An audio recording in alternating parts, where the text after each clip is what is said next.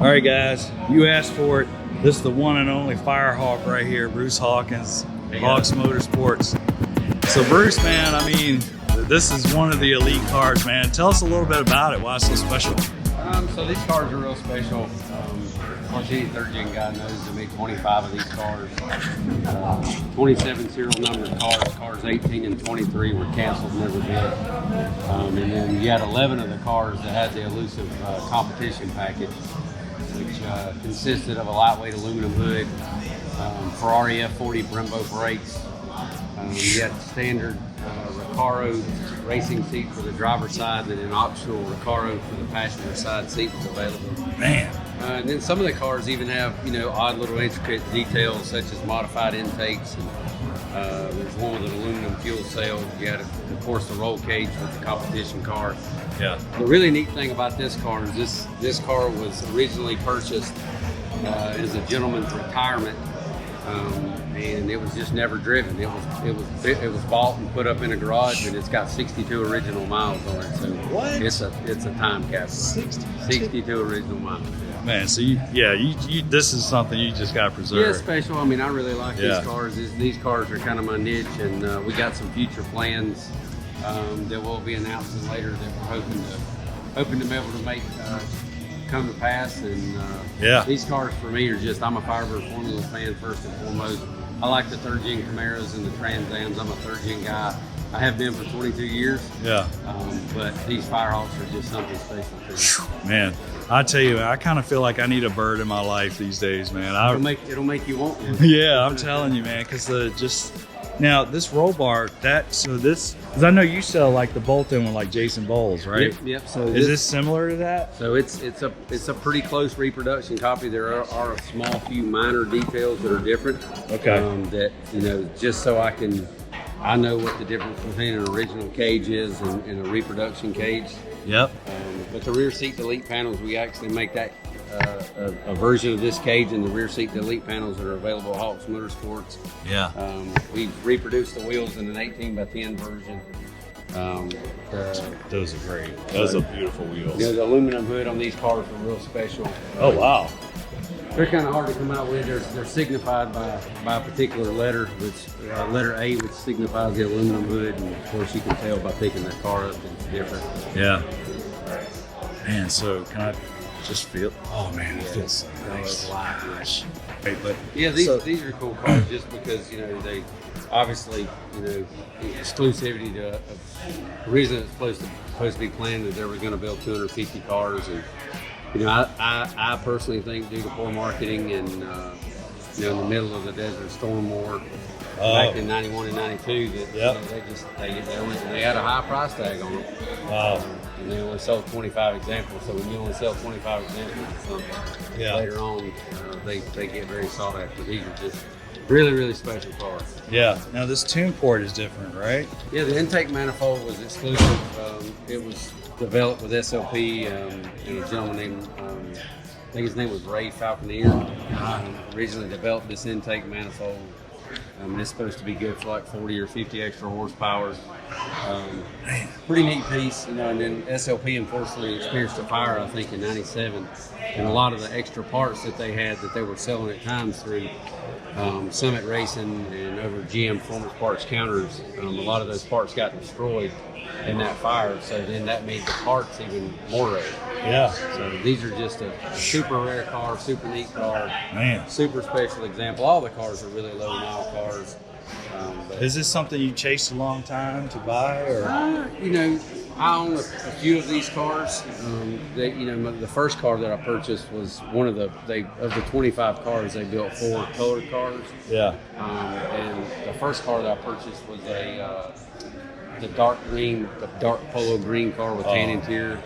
And as my I've been God's blessed me a lot, and as my company has grown, these particular cars are something that's just really dear to my heart. Mm-hmm. So anytime I come up with an opportunity to be able to find one and hopefully go chase it down, it's been something that not only, of course, it's cool owning the car, but you know how it is. And a lot of times in the car world, the chase is the fun. Yeah. No, that's an amazing story, man, and you got passion on that, you know. I do. I love these cars. They mean a ton to me, and they're Pontiac.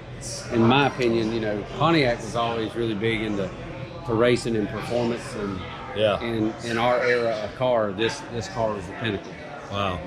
Now, you said you're a big Pontiac fan. Are you more prone to, are you like the early style or like the so later style? I'm a not obviously, to be honest, the first time I ever seen a sales promotional video for the 92 Firehawk, it was like love at first sight. I mean, I just fell in love with that body of that car. That front end, especially to me. The front end, the big wheels, tires, no ground effects. It's a no nonsense, you know, bare knuckle brawler. I mean, it's just, that's what it's about.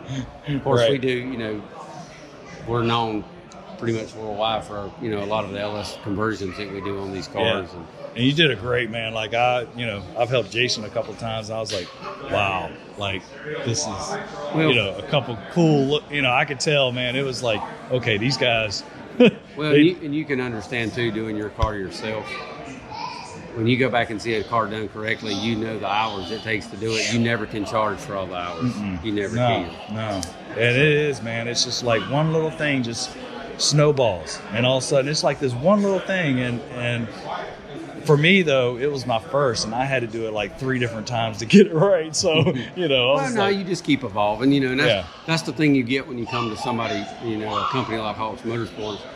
We're no different, you know. Early on, when as parts evolved and things changed, we learned how to do things better. Right. So when we've been in the business for 20 years and you come to us, you get 20 years worth of experience and knowing the right parts to choose that will help you accomplish the end result you're looking for. You don't buy the wrong parts, the wrong engine management system, the wrong transmission. I mean, you don't. If a guy's wanting autocross, he don't want an automatic transmission. Right. There's simple things that you got to help the customer choose, and we try to do the best job at that. But at the end of the day, the customer's the boss, and we try to do what he wants to do. You know? Yeah, I know. Sometimes you can help steer them, but they want to do their own thing. I know that. Man, this is just incredible, man. It just amazes me because, you know, I try my hardest to keep my car so nice.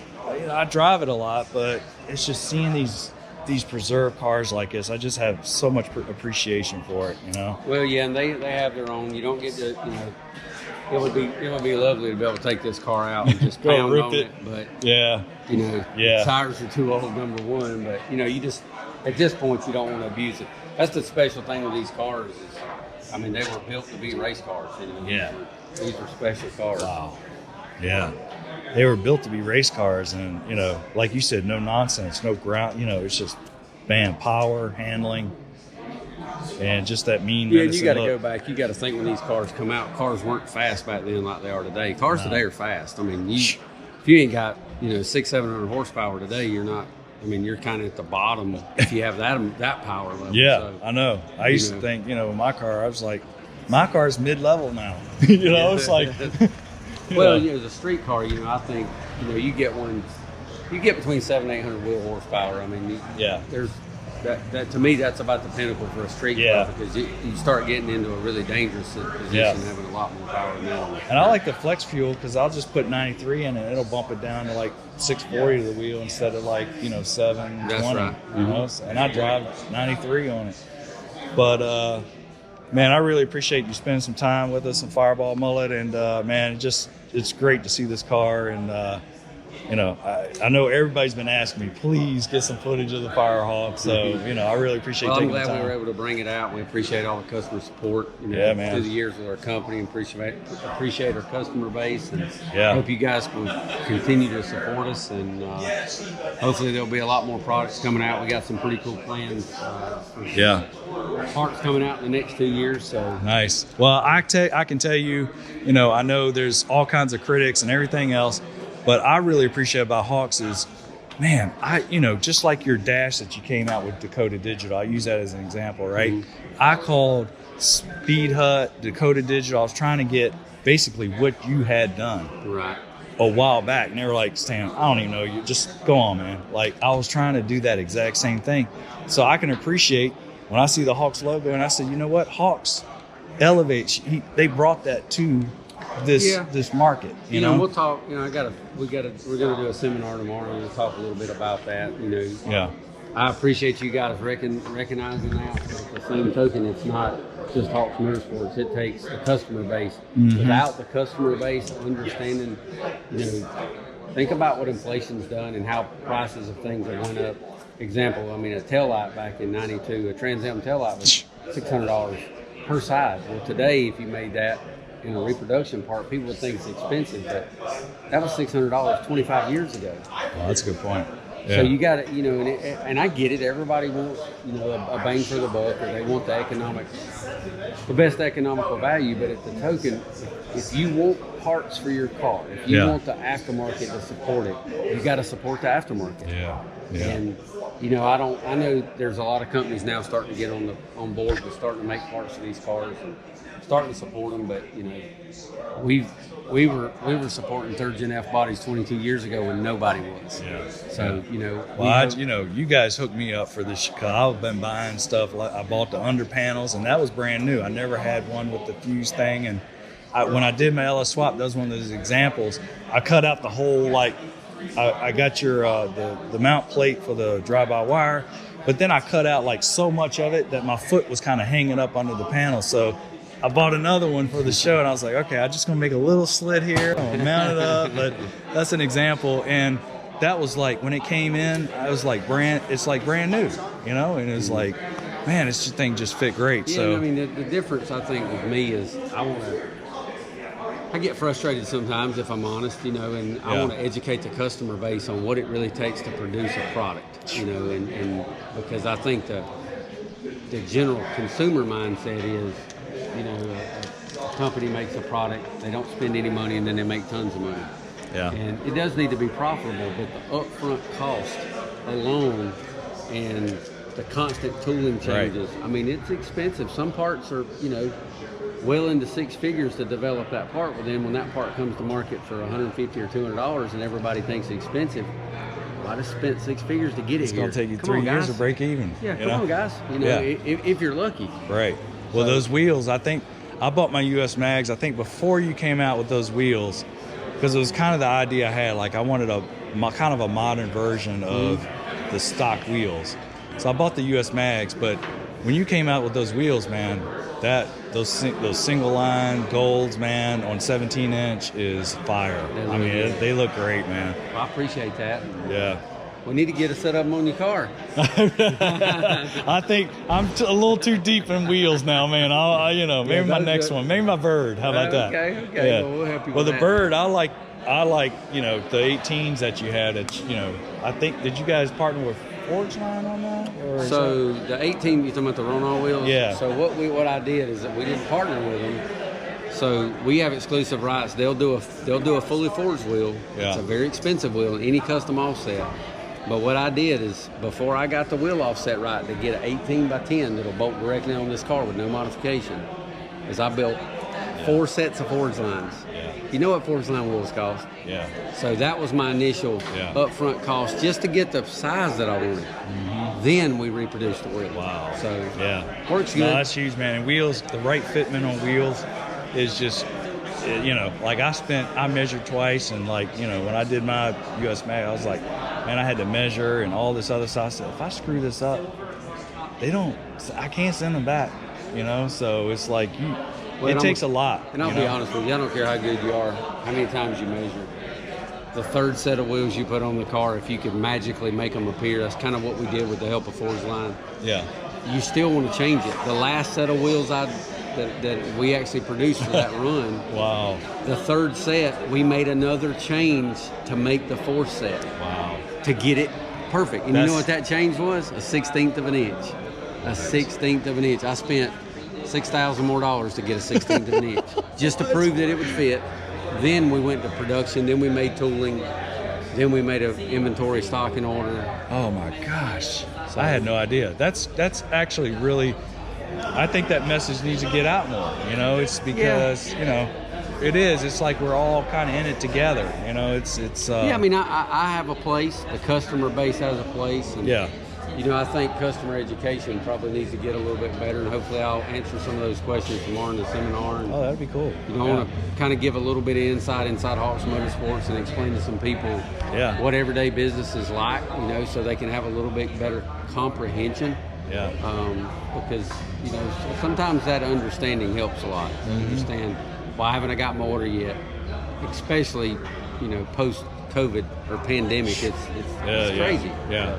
I didn't run the pinstripes on the car for many years, and once I put the black and gold pinstripes on the car, I said, why didn't I do this earlier? Well, I think the cars went through a fad when nobody wanted the stripes on them. Now all that period correct stuff's coming back in. It's popular. Oh yeah, that's true. I mean, this car right here, I mean, really, that car's ugly as sin. But it's gonna come back. But I remember that was the era. Yeah. Hot pink and neon green I had a Jeep that I put a lift kit on, and it had hot pink spacers on it. I was like, well, and this car is this color, this look is coming back around. It's gonna come back around. Yeah. You know, this is, of course, this isn't anything that we built at Hawks Motorsports. But, you know, GM done this car back in '91, I believe it was. It was a SEMA show car, and I mean, wow, this is a special car. I mean, this is really a Firehawk in a Camaro body with an LT5 motor in it. So. This is Z06. No, that's a ZR1 engine. ZR1. Yep, ZR1 LT5. That was a joint effort, I think, between Lotus and Mercury, I believe, if I remember right. Yeah. And of course, it's got all the 1LE suspension like the Firehawk, the Dana rear end, the ZF6 speed. So.